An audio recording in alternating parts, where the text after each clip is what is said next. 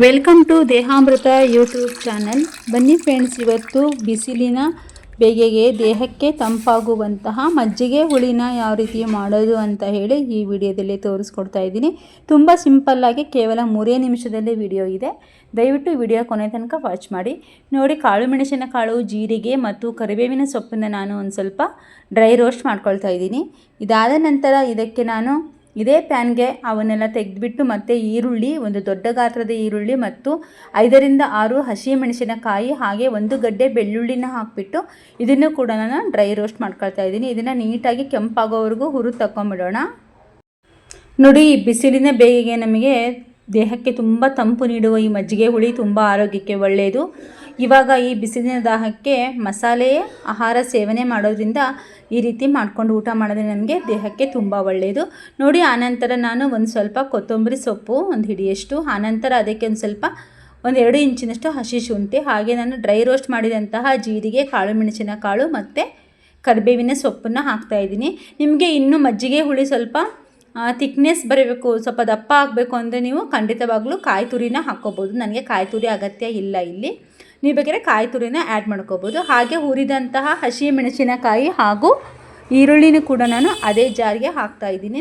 ಆನಂತರ ರುಚಿಗೆ ತಕ್ಕಷ್ಟು ಉಪ್ಪು ಹಾಕ್ತಾಯಿದ್ದೀನಿ. ಇದನ್ನೆಲ್ಲ 1-2 ರೌಂಡ್ ನಾನು ಗ್ರೈಂಡ್ ಮಾಡ್ಕೊಂಡು ಬಂದುಬಿಡ್ತೀನಿ. ಬನ್ನಿ, ಇವಾಗ ಗ್ರೈಂಡ್ ಮಾಡಿದ್ದಾಯಿತು. ಇವಾಗ 1-2 ಟೇಬಲಿಂದ 3 ಟೇಬಲ್ ಟೀ ಸ್ಪೂನಷ್ಟು ತುಪ್ಪ ಹಾಕೋಣ.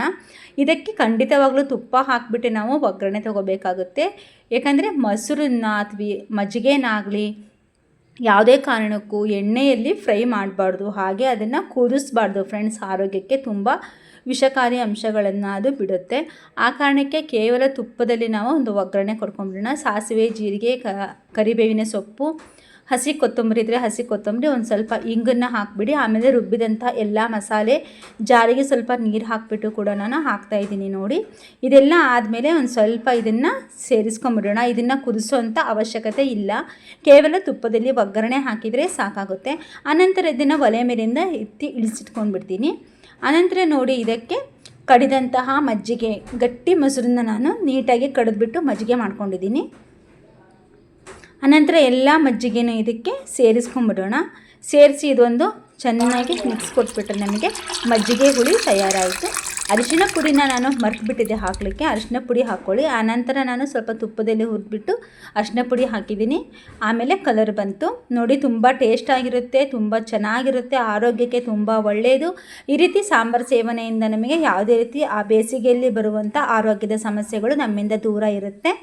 ವಾರದಲ್ಲಿ 3-4 ಸಾರಿ ಬಿಸಿಲು ಟೈಮಲ್ಲಿ ಈ ರೀತಿ ಮಜ್ಜಿಗೆ ಸಾಂಬಾರನ್ನ ಮಾಡಿಕೊಂಡು ಊಟ ಮಾಡಿದರೆ ನಮ್ಮ ದೇಹಕ್ಕೆ ತಂಪು ಕೊಡೋದಲ್ಲದೆ ದೇಹದಲ್ಲಿ ಹೀಟ್ ಕಡಿಮೆ ಆಗಿ ಹಾಗೆ ನಮಗೆ ಡೈಜೆಷನ್ ಆಗಲಿಕ್ಕೆ ತುಂಬ ಹೆಲ್ಪ್ ಆಗುತ್ತೆ. ಈ ಮಜ್ಜಿಗೆ ಹುಳಿನ ನಾವು ಬಿಸಿ ಬಿಸಿ ಅನ್ನದ ಜೊತೆ ಊಟ ಮಾಡ್ತಾಯಿದ್ರೆ ಆಹಾ, ಸ್ವರ್ಗಕ್ಕೆ 2 ಗೇಣು ಅನ್ಬೋದು. ಅಷ್ಟು ಚೆನ್ನಾಗಿರುತ್ತೆ, ಅಷ್ಟು ಟೇಸ್ಟ್ ಆಗಿರುತ್ತೆ.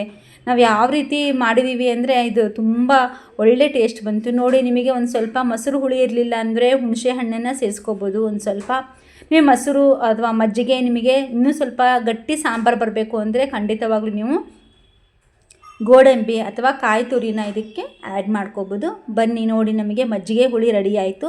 ಈ ಮಜ್ಜಿಗೆ ಹುಳಿನ ಬಿಸಿ ಬಿಸಿ ಅನ್ನಕ್ಕೆ ನಾವು ಸೇವನೆ ಮಾಡಿದರೆ ಮಧ್ಯಾಹ್ನದ ಟೈಮಲ್ಲಿ ತುಂಬ ಚೆನ್ನಾಗಿರುತ್ತೆ. ಒಮ್ಮೆ ನೀವು ಕೂಡ ಟ್ರೈ ಮಾಡಿ. ನಿಮಗೆ ಮಜ್ಜಿಗೆ